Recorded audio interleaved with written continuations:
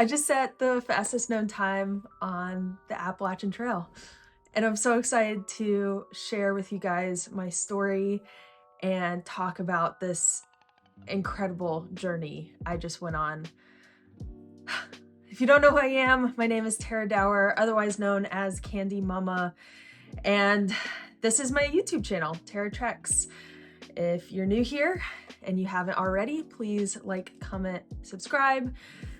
It means a lot to me. It only takes a click on y'all's end to help and encourage creators like me. Thank you so much. So this is going to be a very informal video. I have been quite overwhelmed since I finished the Appalachian Trail with, it's a kind of a second endurance effort, going through media and, the amount of attention and most importantly, the recovery process that comes with running the Appalachian Trail. So this is my first video back and I wanted to put my own story out there. I've been talking to a lot of people in the media and I personally wanted to put my story out there for you guys to directly see, me talking about the FKT in the way that I want to talk about it. Nothing against any media. So I won't go over every detail about the 40 days because there's so much, but I will redirect you to the Single Track podcast, YouTube channel as well. That was the first interview I did after I finished and I felt like it was really well done. Finn's a good friend. Our friend Emily, he posted her video on his Single Track YouTube channel about the last 12 hours of the FKT. And I think it's really well done. So thank you, Emily, and thank you, Finn, for your creativity. So I completed the Appalachian Trail from Mount Katahdin in Maine to Springer Mountain in Georgia in 40 days, 18 hours, and 6 minutes, becoming the fastest person ever to run the trail. And I beat Carl Sabe's time by about 13 and a half hours. Was very humbled by the trail, but am just really ecstatic. This feels like truly a full circle moment. If you guys have been following me for a long time, you know that I thru hiked the Appalachian Trail in 2019 and actually had a failed attempt of a thru hike in 2017. I only made it about 80 miles and made it to Bly Gap and had a panic attack. You can watch those videos by clicking up here. You might also be noticing maybe I'm a little more delayed. I definitely feel like an amount of brain fog still. It's hard to communicate properly. So I started at 5:47 a.m. on August 12th.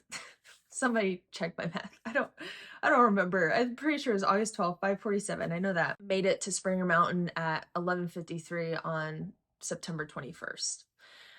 And that is 40 days of just an incredible adventure and journey. This was a supported style FKT, which means I had a support crew with me. And it wouldn't have been possible without them, without Rascal being one of my best friends. You guys probably know who she is. I've done so many videos with Rascal. She was the crew chief, her and the entire crew. I mean, that's the reason I made it through. There was a point I was about 100 plus miles behind record pace after getting through New Hampshire. And if it was up to me, I wouldn't give up, but I would just go for a different record, like the overall Sobo record, or go over and try the women's record, which are both incredibly difficult records as is. But I probably, if I was 100 plus miles, if I knew that and it was just me making decisions, I would probably not want to push as much as I did. Rascal made a plan. She knew my motivation. She knew the goal and she encouraged me along with my mom. And we were hitting about, I averaged about 43 miles a day in the first 10 days of the record. And in the remaining days, I think I averaged around 50. I think it came out to like 54.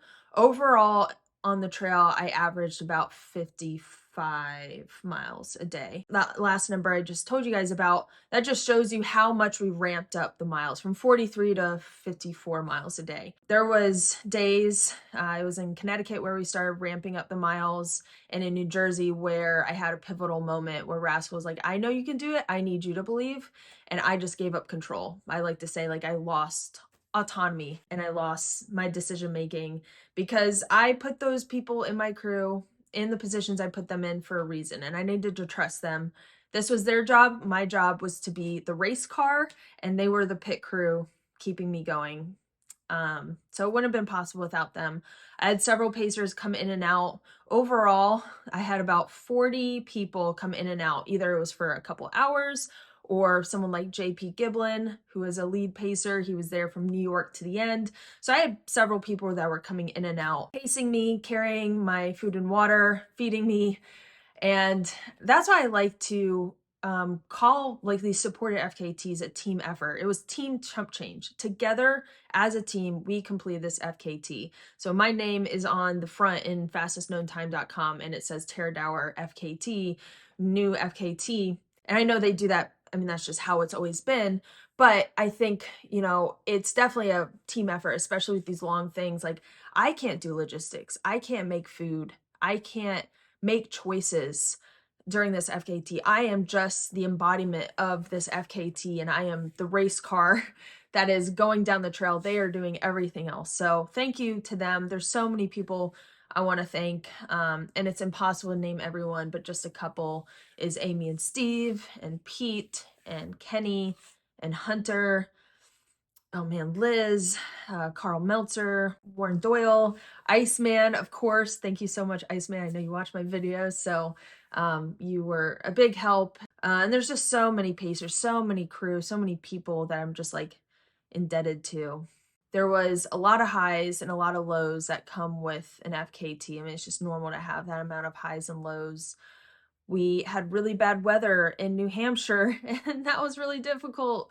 Maine and New Hampshire was really hard, and then we got through there and, you know, kept boogieing down the trail. Every day that Rascal put a big number of miles on my schedule, I would beg her for less, but she was unrelenting, and I'm so thankful she was.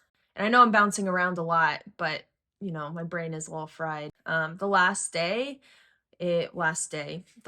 push was 129 miles, and I did it in about 43 and a half hours. And in between, like in that 43 hours, I had a 23-minute nap. I was exhausted. That was a really hard time for me. It just felt like it was never going to end. There was a lot of great moments. The sunsets and sunrises are my favorite thing on the Appalachian Trail. The mornings, I mean, I talked about this in some of my pre-trail interviews, but the mornings where birds were singing, light was coming through the trees, it was perfect temperature, just like you're at peace with the trail. Oh man, what else? Virginia is my favorite state on the Appalachian Trail. Just loved every mile out there. Spending time with the community, so many people came out, you know, supported me, who were part of the Appalachian Trail community. I think that is what separates the Appalachian Trail from other trails. It's just the community aspect of it is just so strong. And as we're going through this time in North Carolina, Tennessee, and parts of Virginia, where a lot of it has been decimated by Hurricane Helene, I think the community is really banding together again to, you know, help in whatever way we can. Just another example of how great the community is. I think in coming months, I'll be able to talk more about the minute details of the trail, but I just wanted to come on here and give you guys a brief overview of what happened. If you haven't seen anything, I did break the FKT. The last video I did was a live video like 2 days before the FKT. I'll post that up here so you can watch that. And that's a fun talk with my mom and Rascal. We were just babies back then. We learned a lot out there, all three of us, my mom, Omi, Rascal, and I did. I did record daily videos out there, so I will be posting daily videos day 1 through day 40 about my time on the Appalachian Trail. And some of them are really rough. I'm crying in some of them. Some of them are gorgeous. Some are gonna be like a minute long because I didn't record that much on that day, or some are gonna be even longer than that. So be looking out for the daily videos. Also, more future plans. I will have to say, unfortunately, for all those that were looking forward to this, I am so sorry, but I will not be doing the thru hiker intro video this year. It is, as a lot of you know, it is a lot of work. And at this point, after the Appalachian Trail, I feel exhausted. Just talking about recovery a little bit. My feet are recovering, my body's recovering, but most importantly, like my mind and my brain is recovering. If you've ever thru hiked, you know what it's like to get off trail, to have gone from doing something so simple. Not that, an FKT or thru hike is simple, but the act of, having a daily amount of miles to do, and you go to sleep, you eat, and you do it all over again, to coming back to society and whatever comes with that. There is a level of post-trail depression, post-trail blues for some that is hard to overcome. I think I'm dealing with that right now. I definitely miss the trail a lot. I miss the people, the community, and nature. And being home is just difficult. And I think I'm needing some time where I can, recover from that. And just knowing how much work comes with the Appalachian Trail new class of 2025 intro video, knowing the work that goes into that with the prizes and everything, I just don't think I'm able to put that much work into it this year, at least. And I know there's somebody on YouTube who does similar videos, and I know you guys will support each other, but unfortunately I won't be doing the Appalachian Trail intro videos, which I'm really sad about. But I just think at this point in my life, it's just I wouldn't be able to do it justice and do it well. So that's what it comes down to. So I'm so sorry about that. But I will have those simple videos coming out, those daily videos coming out.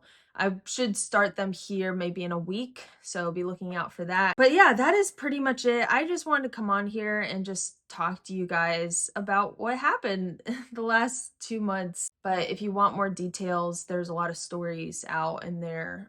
If you just search my name on Google, there are a lot of news stories that have come out, but I will direct you to Finn's YouTube channel, where he has the last 12 hours, and he also has an interview that I did with him.